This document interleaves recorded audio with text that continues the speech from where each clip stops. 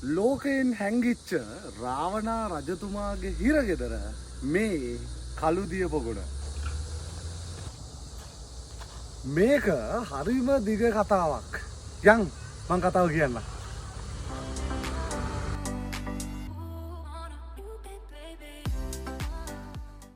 ජනප්‍රවාදවල කියන විදිහට රාවණා රජතුමාට සහ ලංකාවේ ඉතිහාසයේ රජවරු බොහෝම දෙනෙකුට තමන්ගේ වාසස්ථානය කරගත්ත තැනක් තමයි මේ කළුදිය පොකුණ කියලා කියන්නේ.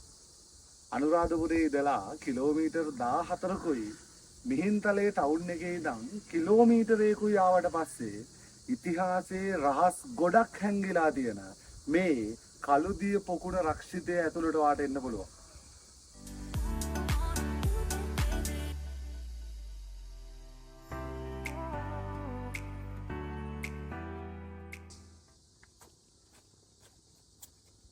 මං කලින් කිව්වේ රාවණා රජතුමා තමන්ගේ වැදගත්ම වැඩ කොටස් ටික කරන්න මේ කළුදිය පොකුණ පාවිච්චි කරනවා.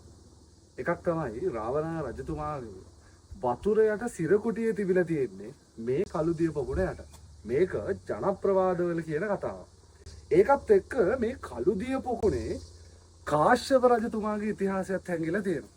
අපි කියනවා කාශ්‍යප රජතුමාගේ මහා ඇමතිවරයාට කියලා කාශ්‍යප රජතුමා මෙන්න මේ කළුදිය පොකුණ නිර්මාණය කරා කියලා මේ මිහින්තලේ අවට ජනවාසවල ජනප්‍රවාදවල සඳහන් වෙනවා.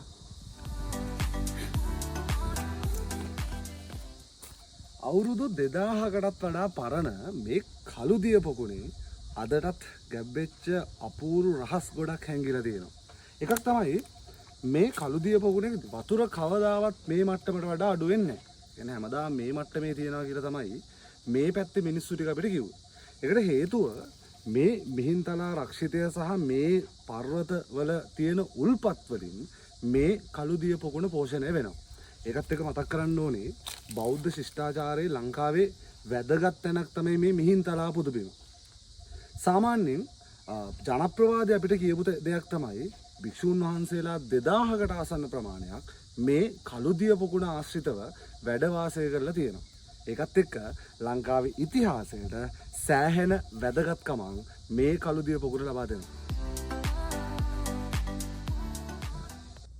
හැංගිච්ච රසකතා ගොඩක් හංගලා තියාගෙන ඉන්න ශ්‍රී ලංකා රාජාවලියේ බොහෝ නොඇසූ කතා හංගාගෙන ඉන්න මේ කළුදිය පොකුණ චාරිකාව අපි අවසන් කරනවා. තවත් ලස්සන තැනකින් අපි ආයෙත් හම්බෙමු. මේ ට්‍රැවල් ජාලිය